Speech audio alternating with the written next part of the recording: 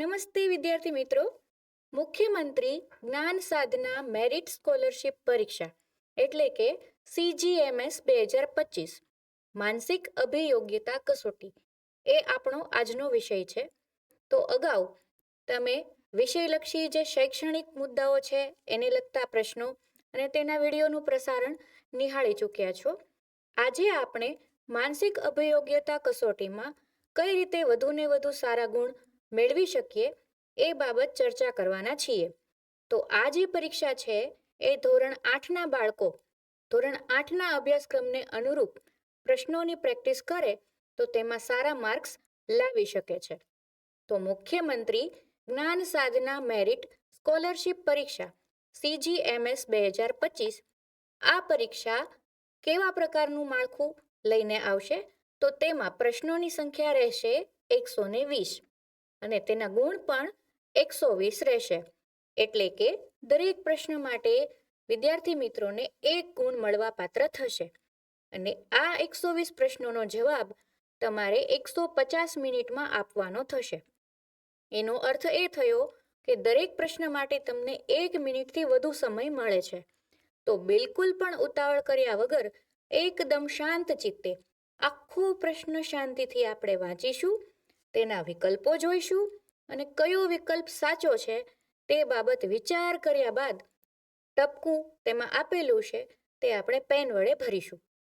તો આ આપણી મુખ્યમંત્રી જ્ઞાન સાધના મેરિટ સ્કોલરશિપ પરીક્ષાનું માળખું છે. માળખાની સમજૂતી આપણે મેળવી લીધી. હવે આપણે જોઈએ કે આ પરીક્ષાના જે પ્રશ્નો છે તે કેવા પ્રકારના હશે. તો તમે અગાઉ CET પરીક્ષા વિશે પણ માહિતી મેળવેલ છે અને ઘણા બાળકોએ CET પરીક્ષા આપી પણ છે. તો આ પરીક્ષા એ CET પરીક્ષાની જેમ જ જ્ઞાન સેતુ પરીક્ષાની જેમ જ બહુ વિકલ્પ સ્વરૂપની અને હેતુલક્ષી સ્વરૂપની રહેશે. એટલે કે તેમાં એક પણ વિસ્તૃત જવાબો તમારે લખવાના નથી. કોઈ પણ નિબંધલક્ષી કે 1-2 વાક્યોમાં જવાબ આપો, ખાલી જગ્યા પૂરો એવા પ્રકારના પ્રશ્નો આ પરીક્ષામાં પૂછાવાના નથી. અહીં તમને MCQ પ્રકારના પ્રશ્નો પૂછાશે. MCQ પ્રકારના પ્રશ્નો એટલે કે કેવા પ્રશ્નો?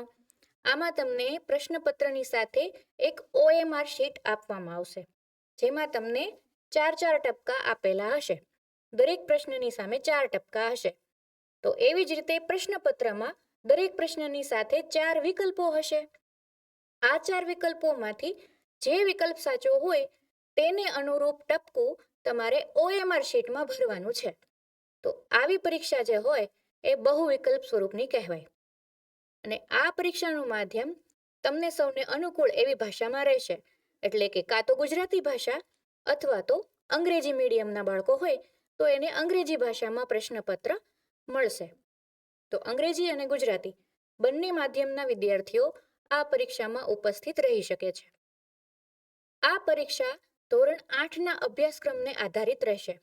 તો એમાં તમે અત્યાર સુધી જે વિષયોનું અધ્યયન કરી ચૂક્યા છો, તમે જે એકમ કસોટીઓ આપી ચૂક્યા છો, તમે એ એકમ કસોટીઓને અનુરૂપ પુનઃ કસોટી પણ આપી હશે અને ઘણા બાલ મિત્રો પ્રેક્ટિસ માટે અન્ય પ્રશ્નપત્રો પણ સોલ્વ કરતા હશે. અને સાથે મારા વિદ્યાર્થી મિત્રોને શિક્ષક મિત્રોનું માર્ગદર્શન વારંવાર મળતું જ રહે છે. ઘણી શાળાઓ એવી છે કે જેમાં NMMS અને CET માટે અલગથી સમય ફાળવવામાં આવે છે અને સઘન મહાવરો કરાવી અને બાળકો પરીક્ષામાં સારા માર્ક્સ લાવે તે માટે ખૂબ મહેનત કરાવવામાં આવે છે. તો મારા બાલ દોસ્તો, તમે ધોરણ 8ના તમામ વિષયો જેમ કે ગણિત, વિજ્ઞાન, ગુજરાતી, અંગ્રેજી, હિન્દી અને સામાજિક વિજ્ઞાન આ જે બધા સાક્ષરી વિષયો છે તેનો અભ્યાસ તો તમારે કરવાનો જ છે. સાથે સાથે તાર્કિક તર્ક ક્ષમતા કસોટી એટલે કે માનસિક અભિયોગ્યતા, તમારી બૌદ્ધિક ક્ષમતા કેટલી છે એની કસોટી પણ CGMS 2025 એટલે કે મુખ્યમંત્રી જ્ઞાન સાધના મેરિટ સ્કોલરશિપ પરીક્ષામાં થવાની છે. ને આ પ્રશ્નો સામાન્ય જ્ઞાન આધારિત પણ પૂછાઈ શકે છે. તો ચાલો આપણે જોઈએ કે દરેક વિષય માટે કેટલો ગુણભાર આ પરીક્ષામાં રહેશે.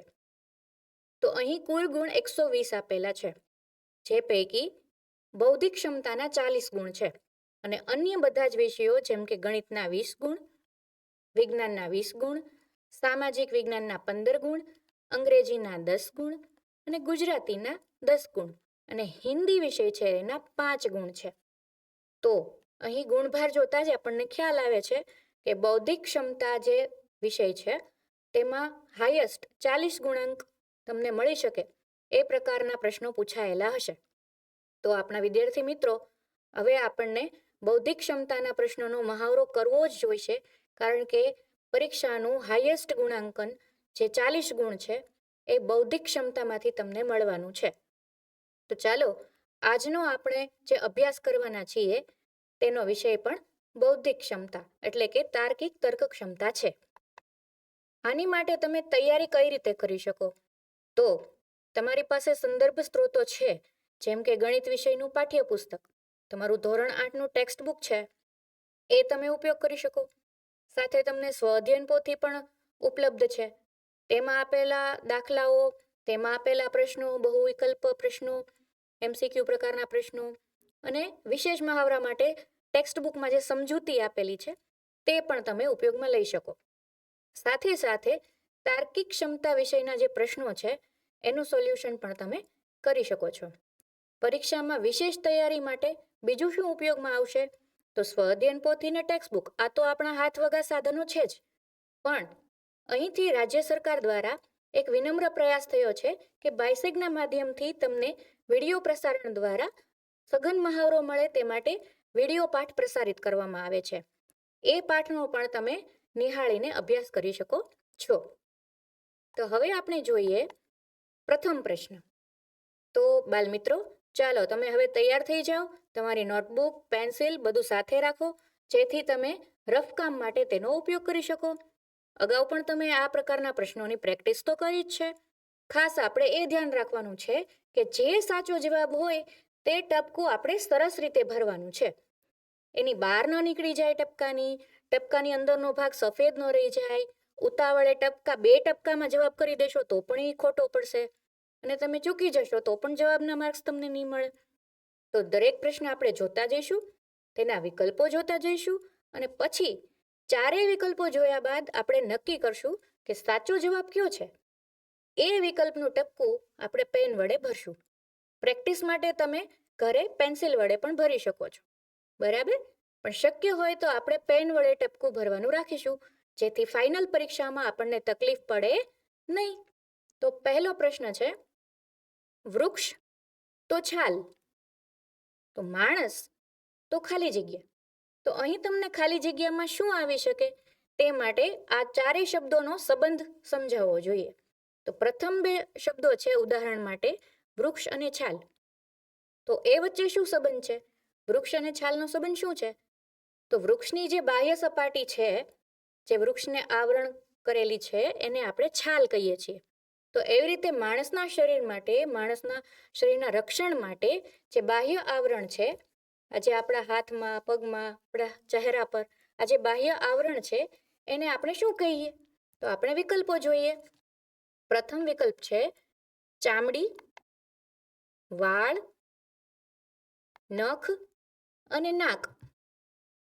તો વાળ, નખ અને નાક એ પણ આપણા શરીરના અંગો છે, પણ સમગ્ર શરીરનું જો રક્ષણ કરતું કોઈ આવરણ હોય, જેમ વૃક્ષને કેમ છાલ આખું લપેટી લે છે, એવી રીતે આપણું આખું શરીર ચામડી વડે ઢંકાયેલું છે અને શરીરના આંતરિક અંગો છે એનું રક્ષણ ચામડી કરે છે.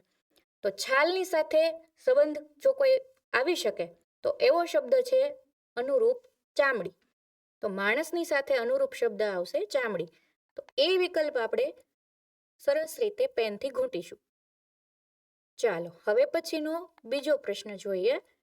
અહીં તમને એક શ્રેણી આપેલી છે, જેમાં અમુક અંકો છે 3, 9, 27, 81 અને 243.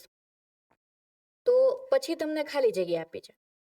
તો જ્યારે આવા શ્રેણીયુક્ત પ્રશ્નો આવે તેમાં તમારે ખાસ વિચારવું પડે કે આ પ્રકારની શ્રેણીમાં કયો સંબંધ છે.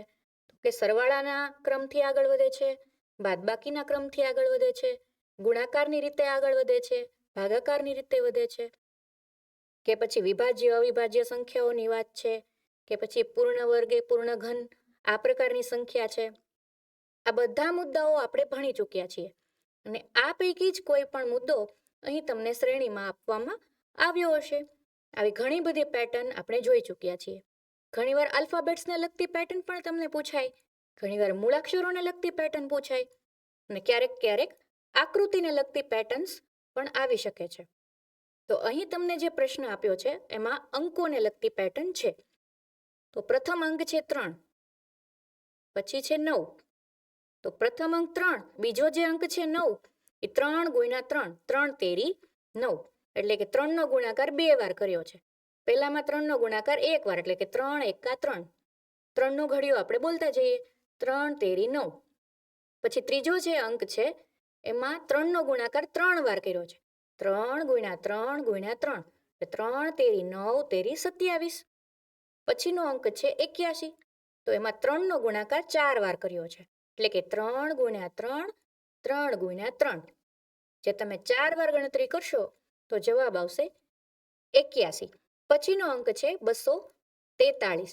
તો તમે એક પછી એક અંક જુઓ. પ્રથમ અંકમાં 1 વાર ગુણાકાર, બીજામાં 2 વાર ગુણાકાર, પછી 3 વાર ગુણાકાર, પછી 4 વાર ગુણાકાર અને પછી 5 વાર ગુણાકાર. તો હવે પછી જે જવાબ આવશે એમાં આપણે કેટલી વાર 3નો ગુણાકાર કરીશું? સરસ, તમને સમજાઈ ગયું છે. આપણે 6 વાર 3નો ગુણાકાર કરીશું. તો ચાલો આપણે વિકલ્પો જોઈએ. એ 486, બી 729, સી 972 અને ડી 359. તો ચાલો પોતાની નોટબુકમાં તમે ગણતરી કરી ચૂક્યા છો. સાચો જવાબ તમારો મળશે 729. ચાલો હવે પછીનો પ્રશ્ન આપણે જોઈએ. પ્રશ્ન 3, CAKE. અહીં તમને 4 આલ્ફાબેટ્સ આપ્યા છે. ઘણા મિત્રોને સ્પેલિંગ પણ ખબર છે કે CAKE કેક આપેલી છે, પણ આ કેક આપણે ખાઈ જવાની નથી. આ કેકના જે મૂળાક્ષરો છે એને આપણે ક્રમમાં ગોઠવવાના છે. તો મૂળાક્ષરોનો ક્રમ આપણને કઈ રીતના ખ્યાલ આવશે? તો અંગ્રેજીના મૂળાક્ષરો એટલે કે આલ્ફાબેટ્સ આપણે ABCD બોલીએ તો ABCDE આ પ્રમાણે બોલતા જઈશું. જે મૂળાક્ષર આવે તે આપણે ક્રમમાં નોંધતા જઈશું. તો ક્રમમાં ગોઠવીએ એ સાથે આપણે વિકલ્પો પણ જોઈએ. પ્રથમ વિકલ્પ છે AECK, બીજો છે ACEK, ત્રીજો વિકલ્પ છે ACKE અને ચોથો વિકલ્પ છે AKC ને E. તો હવે આપણે કન્ફ્યુઝ થઈશું કે બધામાં પ્રથમ અક્ષર A, તો આપણા આલ્ફાબેટ્સની શરૂઆત A થી જ થાય છે. તો પ્રથમ અક્ષર તો A કન્ફર્મ છે. બીજો અક્ષર આપણે જોઈએ તો ABC.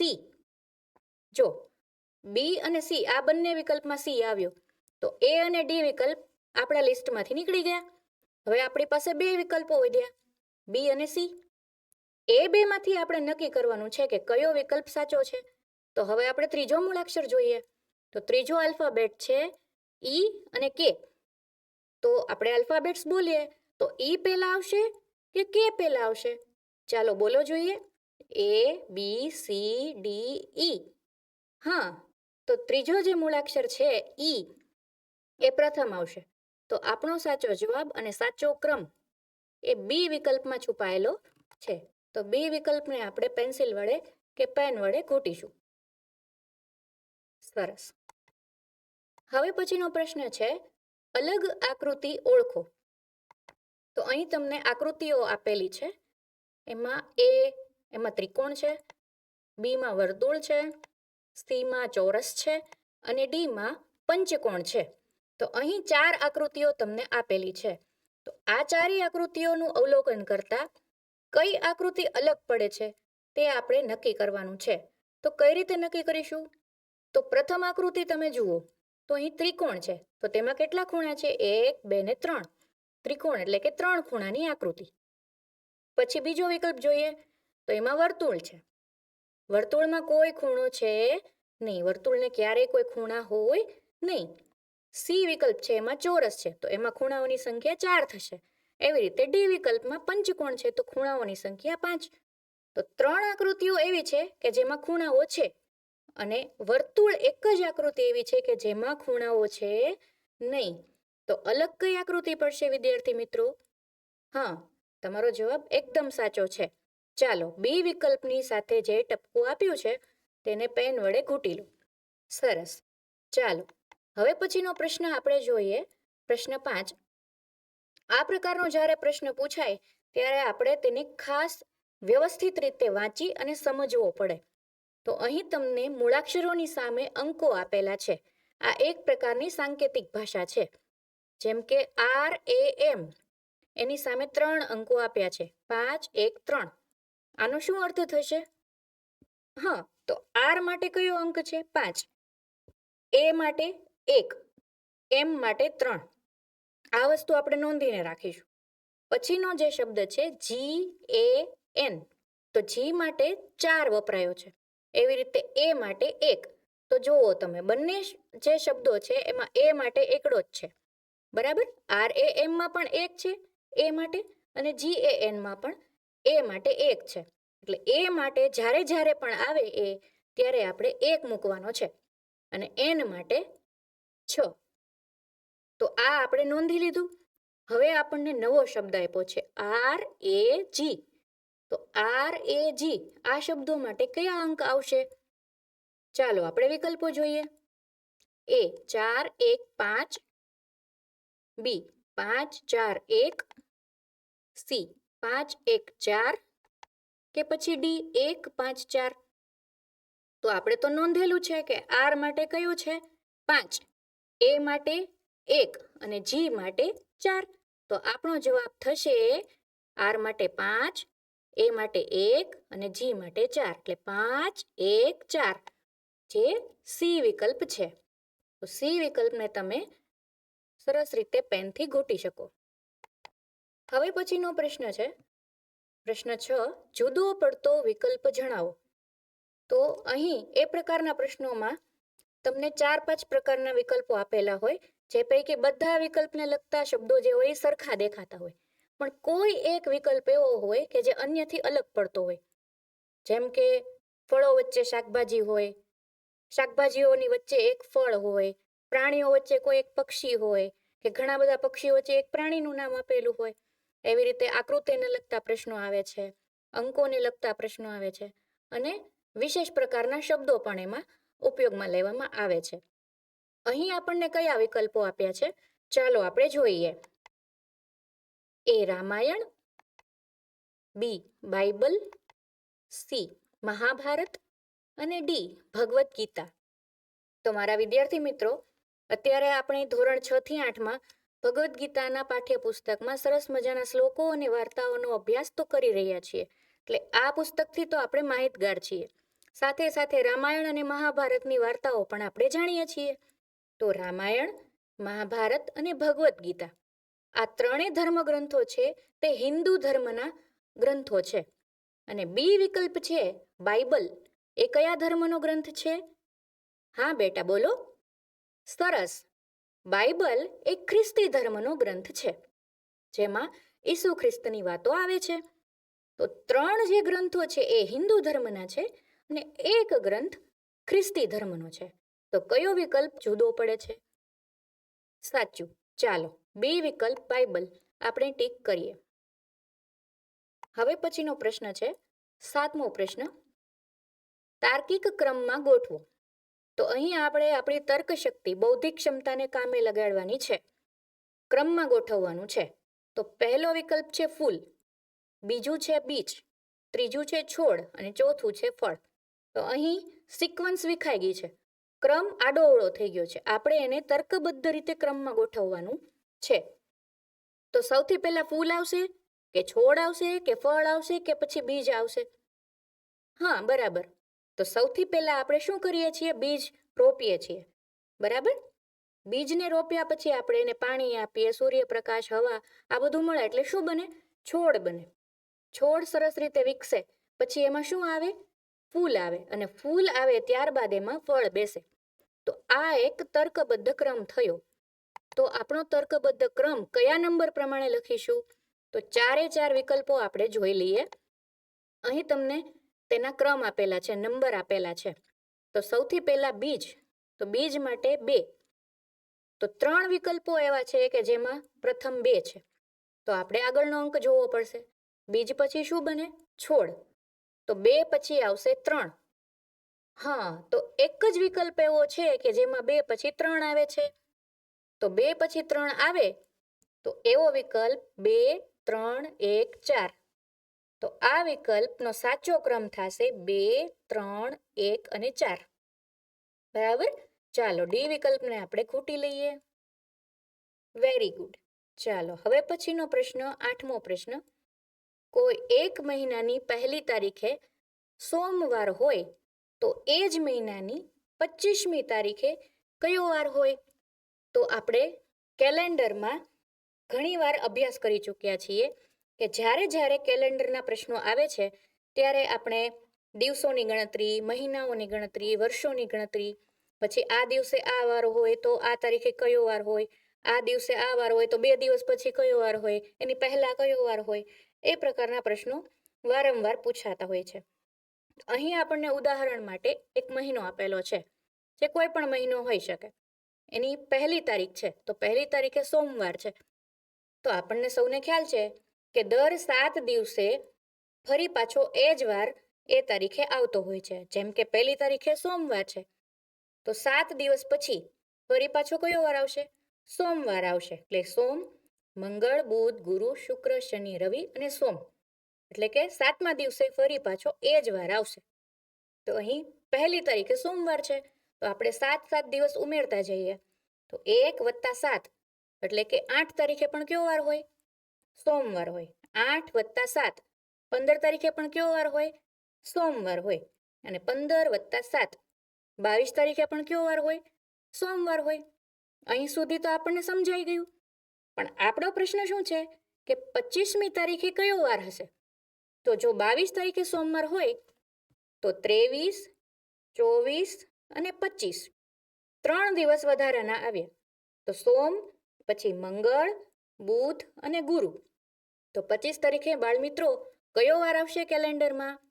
હા, એકદમ સાચું, ગુરુવાર આવશે. તો આપણો વિકલ્પ ગુરુવાર જે અહીં ડી માં આપેલો છે. તો ચાલો ડી વિકલ્પને આપણે પેન વડે ઘૂંટી લઈએ. સરસ. હવે પછીનો પ્રશ્ન છે 9મો પ્રશ્ન. તમારા મામાના પિતાની એકમાત્ર પુત્રીનો પુત્ર તમારે શું થાય? કેવો સરસ મજાનો પ્રશ્ન છે. ઘણા બાળ મિત્રોના ચહેરા ઉપર હાસ્ય આવી ગયું કે આહા કેવો પ્રકારનો પ્રશ્ન. મામાના પિતાની પુત્રીનો પુત્ર એટલે ક્યાં આવા કેટલી બધી પેઢીનો અભ્યાસ ક્યારે કરવો? પણ ના, આ પ્રકારનો પ્રશ્ન હંમેશા પૂછાતો હોય છે અને આ વસ્તુ આપણે શીખવી જ જોશે. બરાબર? તો આ માટે શું કરીશું? તો તમારા મામા એટલે સૌથી પહેલા પોતાના મામા વિશે વિચાર કરો. મામા આપણે કોને કહીએ છીએ? તો કે મમ્મીના ભાઈને કહીએ છીએ. તો મમ્મીના ભાઈ મામા, એના પિતા. બરાબર? એ કોણ હશે? આપણા નાનાજી. બરાબર? અહીં તમને પ્રશ્નો ન સમજાય તો એ વ્યક્તિની જગ્યાએ તમારે પોતાની જાતને સમજી લેવાની. બરાબર? અહીં તમને તમારા પૂછ્યું છે, બાકી કોઈ વ્યક્તિનું નામ પણ આપી શકે કે આ ભાઈના મામાના પિતાની પુત્રી, એનો પુત્ર, એ ભાઈને શું થાય? તો એ ભાઈનું નામ ન સમજાય તો એની જગ્યાએ તમારે પોતાની જાતને મૂકી દેવાની. તો આપણા મામા, એના પિતા જે આપણે શું થાય? નાનાજી થાય. અને નાનાજીની એકમાત્ર પુત્રી છે. બરાબર? એનો પુત્ર. એ તમારે શું થાય? તો નાનાજીની પુત્રી એટલે કોણ? આપણા મમ્મી. બરાબર? તો આપણા મમ્મીનો પુત્ર. તો 2 જ વિકલ્પો રહે છે. એક તો જો પોતે ભાઈ હોય તો એ પોતે, અને જો એનો ભાઈ હોય તો એનો ભાઈ થાય. બરાબર? પુત્ર છે એટલે ભાઈ થાય, પુત્રી હોય તો બહેન થાય. તો આપણે વિકલ્પો જોઈએ. ભાઈ, ભત્રીજો, જમાઈ અને કાકા. તો અહીં આપણે સમજી શકીએ છીએ કે 2 ભાઈઓનો પરિવાર છે ભાઈ. બરાબર? એટલે મામાના પિતા એટલે કે નાનાજી, એની પુત્રી એટલે કે માતા, એનો એકમાત્ર પુત્રી, એનો પુત્ર એટલે કે આપણો ભાઈ. તો આપણો સાચો જવાબ થશે એ, ભાઈ. ચાલો ટીક કરી દો. ગુડ. ચાલો હવે પછીનો પ્રશ્ન છે 10મો પ્રશ્ન. પૂર્વ અને ઉત્તર દિશા વચ્ચે કઈ દિશા એટલે કે ખૂણો હોય છે? તો આ માટે આપણને દિશાઓનું અને ખૂણાઓનું જ્ઞાન હોવું ખૂબ જ જરૂરી છે વિદ્યાર્થી મિત્રો. દિશાઓ બાબત તો આપણે નાનપણથી પરિચિત છીએ કે ઉત્તર, દક્ષિણ, પૂર્વ અને પશ્ચિમ. પણ ઘણા વિદ્યાર્થી મિત્રોને ખૂણાઓ યાદ રહેતા નથી. તો આ વસ્તુ તમે મહાવરાથી શીખી શકો છો. અથવા તો તમારા વર્ગખંડમાં કોઈ એક સરસ મજાનો પ્રોજેક્ટ બનાવો, કોઈ એક ચાર્ટ બનાવો, તેમાં દિશા સૂચન તમે કરી અને તમારી નજર સમક્ષ રાખો, તો વારંવાર તમારી નજર એના ઉપર પડશે તો તમને દિશાઓ અને ખૂણાઓ બંને યાદ રહી જશે. અને આ સિવાય તમારે યાદ રાખવું છે તો કઈ રીતે યાદ રાખશો? તો કોઈ એક નકશો ઉદાહરણ તરીકે તમે લઈ લો. દાખલા તરીકે આપણો ગુજરાતનો નકશો છે, તો ગુજરાતના નકશામાં ઉત્તર દિશામાં શું આવે છે? તો કે અંબાજી માતાજીનું મંદિર આવે છે, અંબા માતા, અથવા બનાસકાંઠા, સાબરકાંઠા એ જિલ્લા આવે છે, બરાબર. દક્ષિણ દિશામાં શું આવે છે? તો કે ભાવનગર, અમરેલી એવા જિલ્લાઓ આવે છે.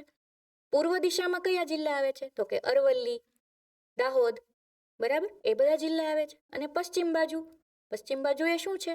તો કે આપણો કચ્છ જિલ્લો છે, બરાબર, દ્વારકાધીશનું મંદિર છે. તો આ રીતે 4 દિશા તમને યાદ રહી ગઈ.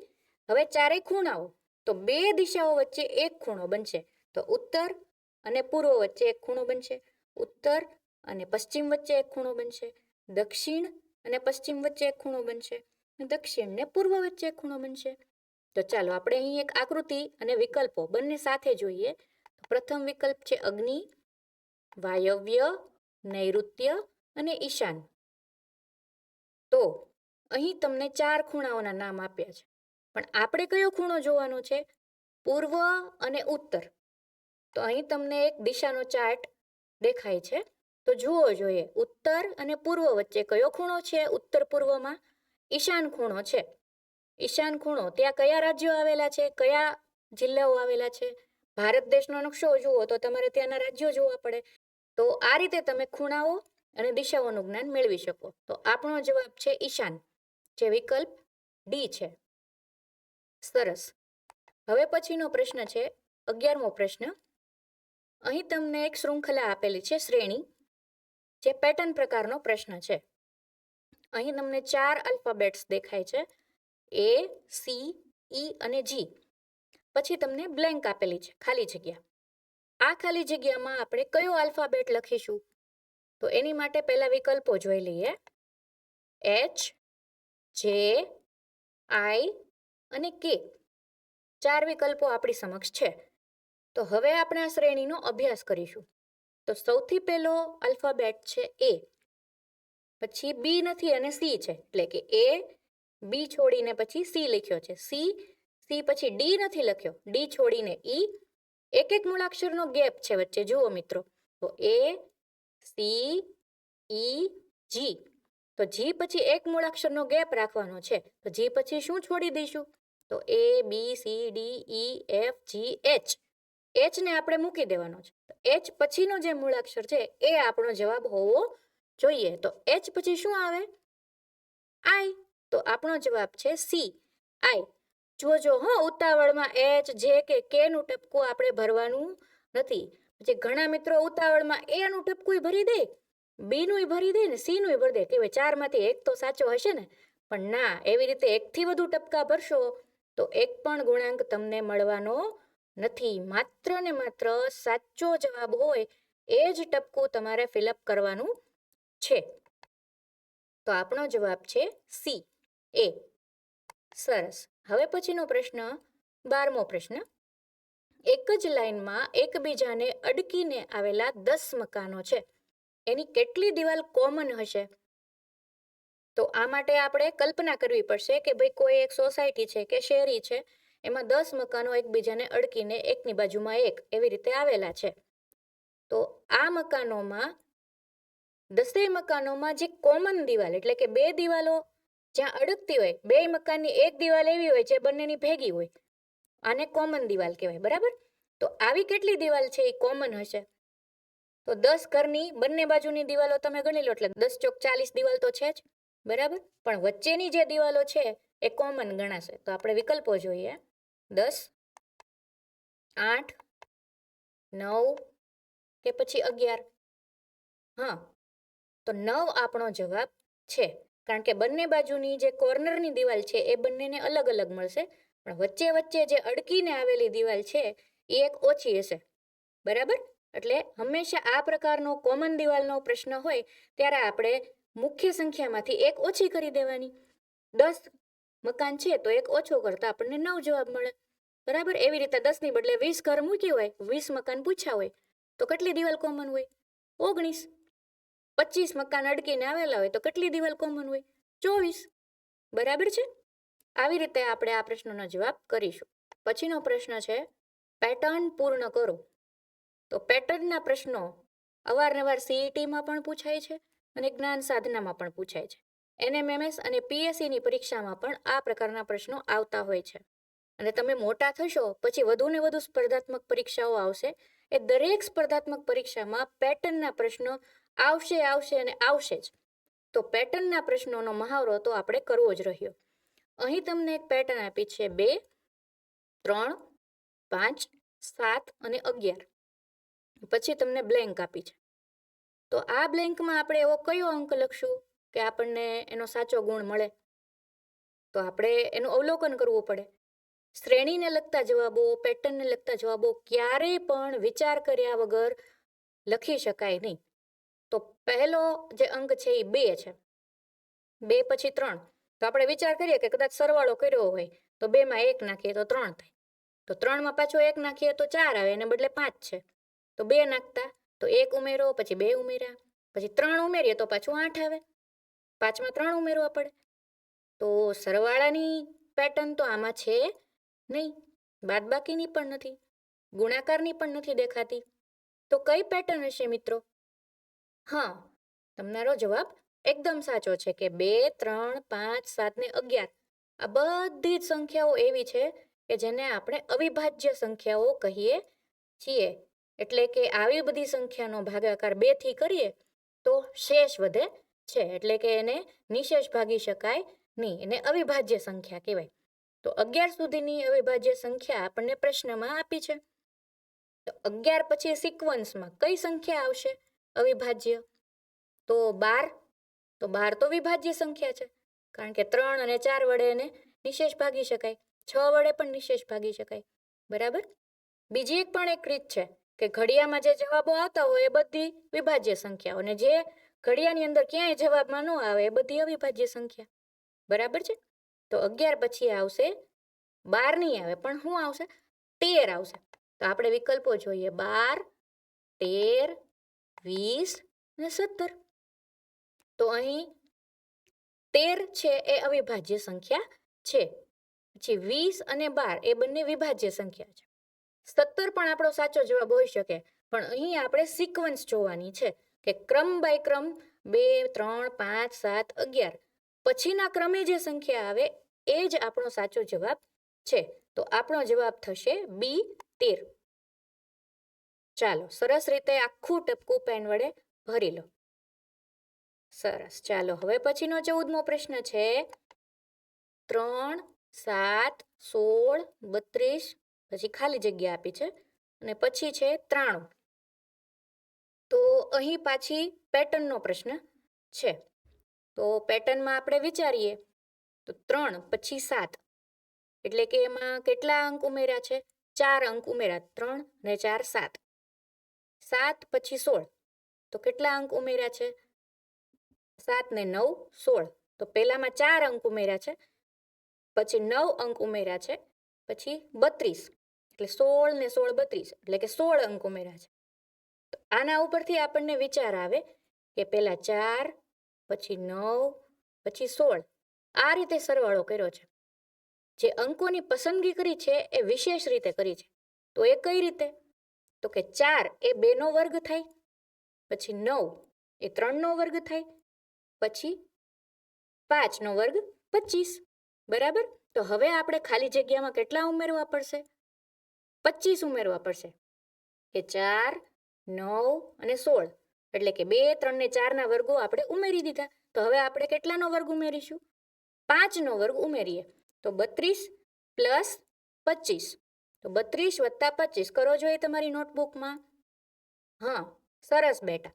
શું જવાબ આવ્યો? હા, એ જવાબ તમે નોંધી રાખો. આપણા વિકલ્પો જોઈએ 58, 51, 54 અને 57. તો 32 પ્લસ 25 એટલે કે ડી 57 એ આપણો સાચો જવાબ છે. તો ડી વિકલ્પને આપણે ટીક કરી દઈએ. હવે પછીનો પ્રશ્ન છે 15મો પ્રશ્ન. અહીં તમને મૂળાક્ષર અને એની સામે અંકો આપેલા છે, એટલે કે જે તે મૂળાક્ષરનો સ્પેશિયલ એક સાંકેતિક અંક તમને અહીં આપેલો છે. આ સાંકેતિક ભાષા કહેવાય. તો ત માટે તમને 4 આપ્યો છે, એટલે કે કોઈ પણ શબ્દ આવે ત્યાં ત આવતો હોય તો આપણે એની બદલે 4 લખવાનો છે. એવી રીતે ર માટે 6, બ માટે 5, જ માટે 3 અને ક માટે 2. આ પ્રમાણે અંકો આપેલા છે. પછી તમને એક શબ્દ આપ્યો છે બતક. તો બતક માટે સાંકેતિક ભાષામાં શું જવાબ લખી શકાય? ચાલો આપણે વિકલ્પ જોઈએ. તો એ 2, 3, 5, બી 6, 5, 3, સી 5, 4, 2, ડી 4, 3, 2. આ 4 વિકલ્પો છે. તો બ માટે આપણે પ્રશ્નમાં જોઈએ. બ માટે 5 છે, ત માટે 4 અને ક માટે 2, એટલે કે 5, 4, 2. તો આવો કોઈ વિકલ્પ છે? હા, સી વિકલ્પ છે 5, 4, 2, જે આપણો સાચો જવાબ છે. તો આપણે સી વિકલ્પને ટીક કરી દઈએ. Very good. ચાલો હવે પછી 16મો પ્રશ્ન. અંગ્રેજી મૂળાક્ષરોના ક્રમમાં ગોઠવો. અહીં તમને GOD ગોડ એક શબ્દ આપેલો છે, પણ અહીં આપણે શબ્દનો અર્થ શું થાય કે એનું ભાષાંતર શું થાય અને કેમ વચાય એ બધું જોવાનું નથી. અહીં તમને 3 મૂળાક્ષરો આપ્યા છે, G, O અને D. આ 3માંથી અંગ્રેજી આલ્ફાબેટ્સના ક્રમમાં કયો મૂળાક્ષર પહેલા આવે, એના પછી કયો આવે અને એના પછી કયો આવે. બરાબર? આ આપણે સાચો ક્રમ જોવાનો છે. તો વિકલ્પો જોઈએ. DOG, DGO, ODG કે પછી OGD. તો ચાલો, ABCD તો આપણને આવડે જ છે. આપણે 8મું ધોરણ ભણીએ છીએ. આપણે તો ખૂબ ABCDમાં ગીતો ગાયા છે, રાઇમ્સ ગાઈ છે, ABCDના ચિત્રો જોયા છે. બરાબર? ABCD તો આપણને કંઠસ્થ છે. તો આપણે ABCD બોલતા જઈશું અને એમાં જે પ્રથમ મૂળાક્ષર આવે તે પહેલા લખીએ. તો ABCD. તો ડી મૂળાક્ષર પહેલા આવશે. બરાબર? તો એવા 2 વિકલ્પો છે, A અને B, જેમાં પ્રથમ મૂળાક્ષર ડી છે. તો હવે 2 મૂળાક્ષરો જ્યારે સરખા થતા હોય, 2 વિકલ્પો સરખા થતા હોય, ત્યારે આપણે પહેલાના બદલે બીજો મૂળાક્ષર જોઈએ. તો બીજો મૂળાક્ષર છે O અને G. તો આપણે ફરી પાછા ABCD બોલીએ. ABCDEFG. આવી ગયું? હા, તો બી વિકલ્પ છે DGO. એ આપણો સાચો તાર્કિક ક્રમ થશે. તો અહીં આપણો જવાબ થશે બી, DGO. સરસ. હવે પછી 17મો પ્રશ્ન. 1, 2/4 પછી બ્લેન્ક આપી છે, ખાલી જગ્યા. આ અપૂર્ણાંકને લગતો પ્રશ્ન છે. પછી આપ્યું છે 4/16, એટલે કે 4 અને એની નીચે છેદમાં 16, એટલે કે 4 અંશ અને 16 છેદ. એવી રીતે 5 અંશ અને 25 છેદ. તો આવા અપૂર્ણાંક પ્રકારના પ્રશ્નો હોય એમાં પણ શ્રેણી પૂછાઈ શકે, સિક્વન્સમાં તમને પૂછાઈ શકે. આ એક પ્રકારની પેટર્ન છે. તો અહીં પહેલા 1 છે. તો 1 એ એવો તટસ્થ અંક છે કે એનો અંશ અને છેદ બંને એક જ રહે. બરાબર? પછી 2/4, એટલે કે 1નો ગુણાકાર 2 સાથે કર્યો, અંશ અને છેદ બંનેનો ગુણાકાર એક જ અંકથી કરેલો છે. 1નો ગુણાકાર પણ 2 સાથે અને 2નો ગુણાકાર 2 સાથે, એટલે કે 4. પછી ખાલી જગ્યા આપી છે. તો ચાલો આપણે વિકલ્પો જોઈએ. 3/7, 3/8, 3/9 અને 3/6. તો તમે જુઓ તો અહીં પહેલા અંશમાં 1 છે, પછી અંશમાં 2 છે, પછી અંશ ખાલી જગ્યા છે, પછી અંશમાં 4 ને પછી અંશમાં 5. તો વચ્ચે જે ગેપ આપ્યો છે તેમાં અંશનો આંકડો કયો હશે? 3. હવે અંશનો આંકડો બધામાં 3 છે, તો હવે આપણે શું જોવું પડશે? છેદ જોવા પડશે. તો છેદમાં કઈ રીતે છે? તો 1, 4 પછી ખાલી જગ્યા, પછી 16 પછી 25. તો પહેલા 1નો વર્ગ છે, પછી 2નો વર્ગ છે, પછી શું આવશે? સરસ, 3નો વર્ગ. તો 3/9, 3/9. તો સી એ આપણો સાચો વિકલ્પ થશે.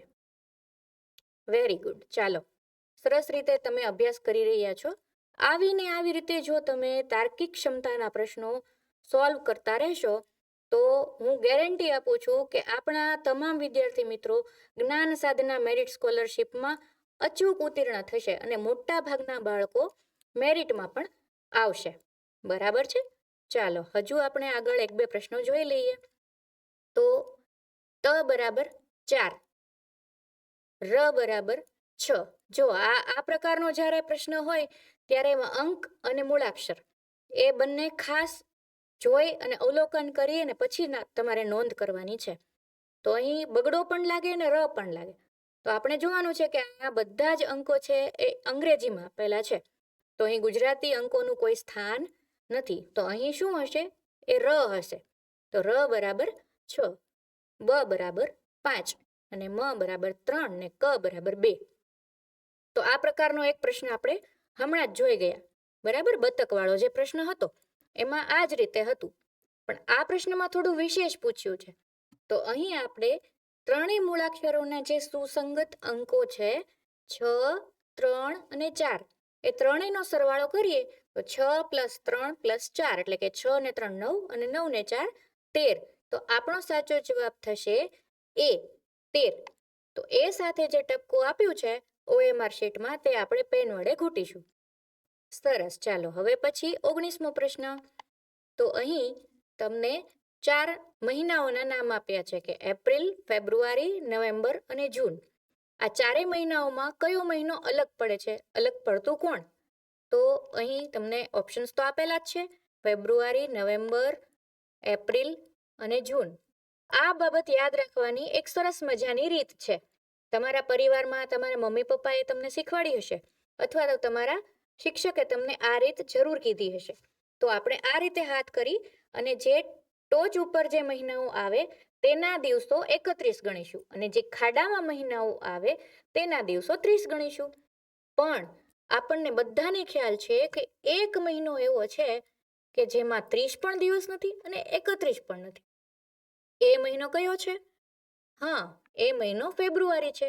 તો ફેબ્રુઆરી માસમાં કાં તો 28 દિવસ હશે અથવા તો જો લીપ વર્ષ હશે તો 29 દિવસ હશે. તો આ એક મહિનો યુનિક છે. બરાબર? બધા મહિનાઓથી અલગ પડે છે. તો આપણો સાચો જવાબ એ ફેબ્રુઆરી મહિનો છે. તો એને ઘૂંટી દઈએ. સરસ. અને છેલ્લો પ્રશ્ન આપણો છે 20મો પ્રશ્ન. આપેલ આકૃતિની દર્પણ આકૃતિ દર્શાવતો વિકલ્પ જણાવો. તો બાલ મિત્રો, આ ખૂબ સરસ મજાનો પ્રશ્ન છે. તમારે જ્ઞાન સાધનામાં દર્પણ આકૃતિના પ્રશ્ન આવે છે. પછી પાણીમાં પ્રતિબિંબ કેવું પડે એને અનુરૂપ પ્રશ્નો પણ આવે છે. પછી બધા શબ્દોને સમાવતો એક સમગ્રતયા જે વ્યાખ્યાયિત કરી શકે એવો શબ્દ કયો છે એવા પણ પ્રશ્નો આવે છે. પેટર્નને લગતા પણ પ્રશ્નો આવે છે. ઘણા પ્રકારની તાર્કિક ક્ષમતાને ચકાસતા હોય એવા પ્રશ્નોમાં આ પ્રશ્ન ખૂબ અગત્યનો છે. તો દર્પણ આકૃતિ એટલે કે કેવી આકૃતિ? તો આપણે રોજ સવારે શાળા માટે તૈયાર થઈએ છીએ, નાહી ધોઈ સરસ મજાનો યુનિફોર્મ પહેરીએ છીએ, પછી કાચમાં જોઈને માથું ઓળાવીએ છીએ, ત્યારે આપણને આ ખાસ અનુભવ થાય છે કે જ્યારે જ્યારે આપણે કાચમાં જોઈએ ત્યારે જો આપણે જમણો હાથ ઊંચો કરીએ તો દર્પણમાં ડાબો હાથ ઊંચો થશે ને જ્યારે આપણે ડાબો હાથ ઊંચો કરીએ ત્યારે દર્પણમાં જમણો ઊંચો થશે. તો આની ઉપરથી આપણે તારણ કાઢી શકીએ કે દર્પણ આકૃતિ એ કેવી હશે કે જેની ડાબી અને જમણી બાજુઓ ઉલટા સુલટી ચેન્જ થશે. બરાબર? ડાબું હશે એ જમણું થશે, જમણું હશે એ ડાબું થશે. બરાબર છે? તો અહીં તમને એક આકૃતિ આપી છે જે અંગ્રેજીના એક મૂળાક્ષર જેવી છે જેને આપણે એન કહીએ છીએ. તો અંગ્રેજીમાં ઘણા મૂળાક્ષર એવા છે કે જે દર્પણમાં પણ સમાન જ દેખાશે, જેમ કે એ, ઓ, વી, ડબલ્યુ. આ દર્પણમાં પણ તમને સેમ દેખાશે, એક સરખી જ દેખાશે. પણ અમુક મૂળાક્ષરો એવા છે કે જે ડાબી જમણી બાજુઓ ઉલટ સુલટ દેખાશે. જેમ કે એલ. એલ મૂળાક્ષર છે એમાં ડાબી જમણી બાજુઓ જ્યારે આપણે બુકમાં લખીએ ત્યારે જમણી બાજુ એલનો પાખડું લઈ જઈએ છીએ, પણ દર્પણમાં એ કઈ બાજુ જશે? ડાબી બાજુ જશે.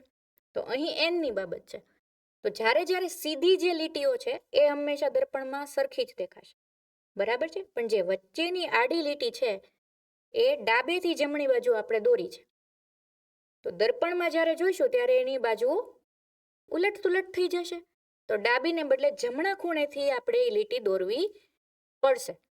તો કયો વિકલ્પ એવો છે કે જેમાં જમણા ખૂણેથી વચ્ચેની લાઈન દોરી છે? જોઈએ આપણે વિકલ્પો. જુઓ, એ વિકલ્પ પછી બી, સી અને ડી, જે એક પણ નહીં. એટલે કે તમારે 3 વિકલ્પો ચકાસવાના છે. તો પહેલો વિકલ્પ છે એ તો આખો ઊંધું જ થઈ ગયું, ઉપર નીચે થઈ ગયું, બરાબર? એટલે આ સાચો જવાબ નથી. સી વિકલ્પમાં પણ એવું થયું, એન ને બદલે ઝેડ ઊંધો જથ્થો કરી દીધો છે, તો એ પણ સુસંગત નથી. ડી વિકલ્પનો તો પ્રશ્ન જ નથી. તો આપણો સાચો જવાબ છે બી. જુઓ તેમાં તમે, પેલી 2 લાઈનો છે એ ઊભી છે, વર્ટિકલ, અને વચ્ચેની જે આડી લાઈન છે એ ડાબીના બદલે જમણી બાજુથી દોરી છે. આ વસ્તુ તમે દર્પણમાં જોઈને પણ અભ્યાસ કરી શકો, મોબાઈલમાં ફોટો પાડીને પણ કરી શકો, અને આ પ્રકારની ઘણી બધી આકૃતિઓ તમે જેમ જેમ મહાવરો કરશો એમ તમને આ પ્રકારના પ્રશ્નો સરળ લાગશે. બાકી આ પ્રશ્નમાં ભૂલ થવાના ચાન્સીસ વધુ છે. એવો મતલબ નથી કે આ કઠિન છે, આ તો બહુ મજેદાર પ્રશ્ન છે, બરાબર? આ પ્રશ્નનો અભ્યાસ આપણે વધુ કરીશું. ઘણા એવા કઠિનતા મૂલ્યવાળા પ્રશ્નો હોય, તો હોશિયાર વિદ્યાર્થીઓને એમાં કંઈ ચિંતા કરવાની હોય નહીં. તમે જ્ઞાન સાધનામાં ફોર્મ ભર્યું છે, એનો અર્થ એ છે કે તમે તમારા વર્ગના તેજસ્વી બાળકો છો. તો તેજસ્વી બાળકો માટે જીવનની કોઈ પણ પરીક્ષા કઠિન નથી. માત્ર મહેનત અને ધગશ સાથે તમે આગળ વધશો ને વધુ સઘન મહાવરો કરશો અને પોતાના મન ઉપર આત્મવિશ્વાસ રાખશો, માતા પિતાના આશીર્વાદ લેશો, શિક્ષકોની સાથે માર્ગદર્શન મેળવશો અને અહીંથી પ્રસારિત થતા વિડીયો જોતા રહેશો, તો તમને આ પ્રકારના પ્રશ્નો આવડી જશે. તો અહીં તમારે બી વિકલ્પ છે એ ટીક કરવાનો છે. ચાલો, બી વિકલ્પની સાથે OMR શીટમાં જે ટપકું આપ્યું છે એને એકદમ સરસ રીતે આપણે પેનથી ઘૂંટી દેવાનું છે. હા, બીજી એક વિશેષ બાબત તમને કહી દઉં મિત્રો, કે અહીં આપણે 20 માર્ક્સનો અભ્યાસ કર્યો છે. આ આપણે સેમ્પલ મહાવરા માટે એક આ વિડીયો જોઈ રહ્યા છીએ. પણ સાચી પરીક્ષા હશે એમાં 120 માર્ક્સ હશે અને 120 પ્રશ્નો હશે. પછી ઘણા મિત્રો ઉતાવળા હોય, ફૂલ સ્પીડમાં તમે બધા ટપકાઓ પૂરી દીધા, હવે છેલ્લે તમારી પાસે સમય વધશે. તો આ સમયનો પણ આપણે સદુપયોગ કરવાનો છે. આપણે બધા જ પ્રશ્નો જોઈ લેવાના છે કે ક્યાંય એકેય પ્રશ્ન છૂટી નથી ગયો ને, ક્યાં એકેય ટપકું કરવાનું બાકી નથી રહી ગયું ને, આપણો સીટ નંબર વ્યવસ્થિત લખ્યો છે કે નહીં, આપણી સિગ્નેચર વ્યવસ્થિત કરી છે કે નહીં. આ બધી બાબતો, ઝીણામાં ઝીણી વિગતો આપણે સાવચેતીપૂર્વક ભરવાની છે. ને પછી મારા વિદ્યાર્થી મિત્રોનું રિઝલ્ટ નબળું આવે એવા કોઈ ચાન્સ છે નહીં. તો આવી રીતે તાર્કિક ક્ષમતાના, માનસિક અભિયોગ્યતાના, બૌદ્ધિક ક્ષમતાના તમામ પ્રશ્નો તમે બહુ સરસ રીતે શાંત ચિત્તે મહાવરાથી સોલ્વ કરી શકશો. ફરી મળીશું આવા ને આવા અભ્યાસલક્ષી અને માર્ગદર્શનલક્ષી વિડીયો સાથે. ત્યાં સુધી તમે ચેનલ સાથે જોડાયેલા રહો અને વધુ ને વધુ અભ્યાસ કરતા રહો. આવજો.